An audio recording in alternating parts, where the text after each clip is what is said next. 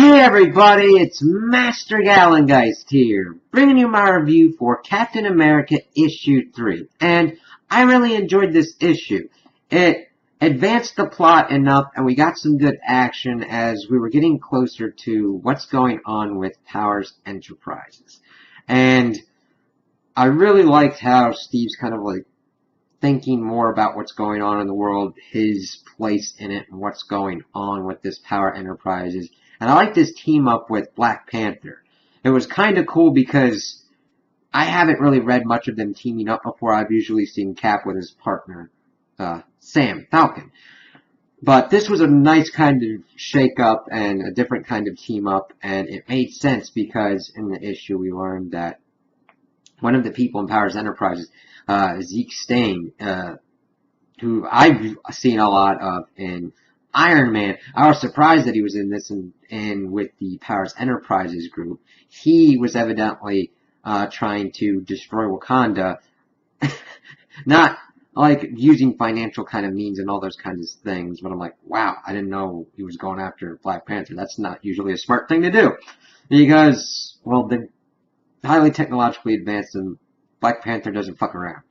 Like, I was like, whoa, you kind of went up from taking out the Mandarin Man. So it was interesting seeing all these different kinds of elements that I've seen in other different properties kind of like rolling through together. So the issue starts out and we see that Sharon's off on her assignment, but it doesn't seem to be going right. She's kind of in a compromised position and kind of takes control of the situation and wants the driver to tell her what's going on.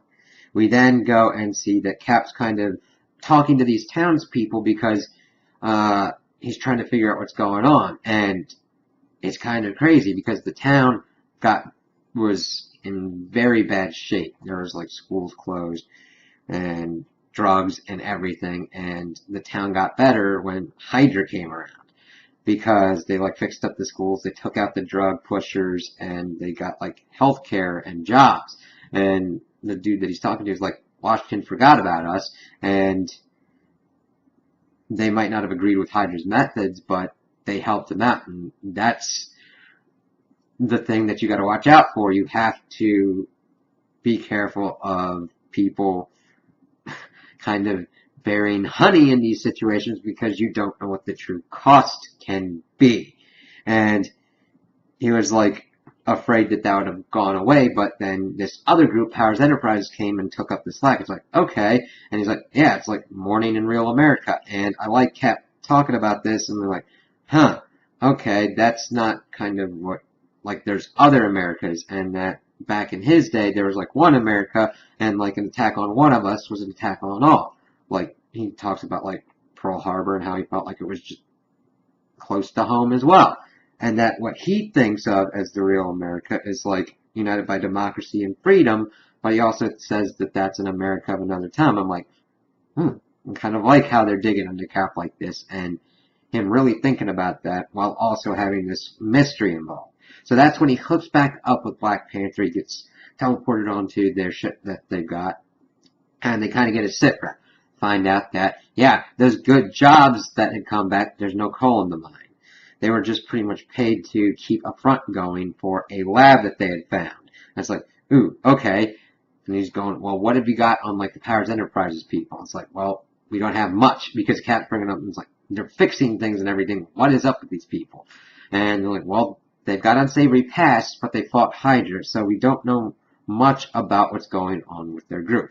This is when, of course, Black Panther brings up Zeke Stane and him being brought in with like Weapon Plus and dealing with the nukes, which makes sense since Zeke Stane has modified his body to be kind of the upgraded kind of version of Iron Man that was in like Matt Fraction's run. So he's very capable of doing cybernetic kind of things and turning all of these captured soldiers from Hydra into these nuke weapons. Now, granted, Cap then talks about the differences between the original nuke and these. These are just cannon fodder and used to hit soft targets, which Cap and Black Panther and General Okoye are not soft targets.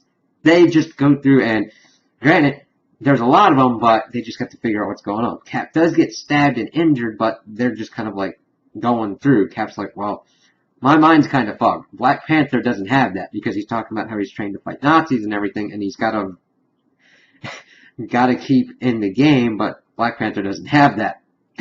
So they kind of split up. General Okie goes to like upload this virus that they've got because these nukes are built to burn out after a couple days. Well, they've got a virus that'll speed up the process pretty much almost instantaneous. Then we get to see Black Panther fighting Zeke Stane, and it's a pretty good fight. I mean, it's kind of short because Cap tossed the knife that was in him at him. It kind of hits him, and Black Panther just able to deal with all of his energy blasts and everything. But there was a weird kind of bit that happened in that Zeke Stane looked kind of, I don't know.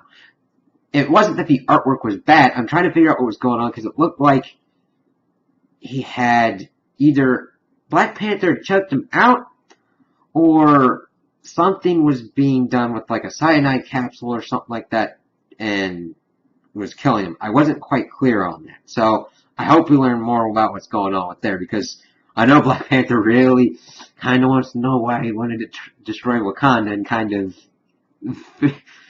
get that to be done with. Whereas Cap wants the handlers. He wants the people above him who had taken advantage of all these people. But of course, General Okie had gotten into the system, got some information, says we need to alert Agent 13, she's in grave danger. We then switch back over to her at the end of the issue, and she's trying to get information out of this dude, but then up comes Selene, and she eats the dude, says, oh, don't worry, I won't make a meal out of you yet. As she because she come up kind of older and kind of wearier looking, but then she gets to her youthful appearance when she's eaten. The dude's like, oh, Sharon's not equipped with this. I mean, she can deal with certain things, but that's a whole level, so it's like, that's not good, and I love these kinds of like slow burn espionage kind of ones, and they usually fit very well within Cap stories. That's why I like Brubaker so much with his runs, and I just can't wait to see where this goes. I really like, it's good pacing, because some people are like, this is kind of slow, and I can understand that, but it's a slower build up, and I really think that that's working very well with the story, and I can't wait to see what happens next. So, those are my opinions on the issue. Tell me what you guys think in the comments below. If you liked it, if you didn't like it, if you agree with me, if you disagree with me. Also, like and subscribe, and I hope you have a good day.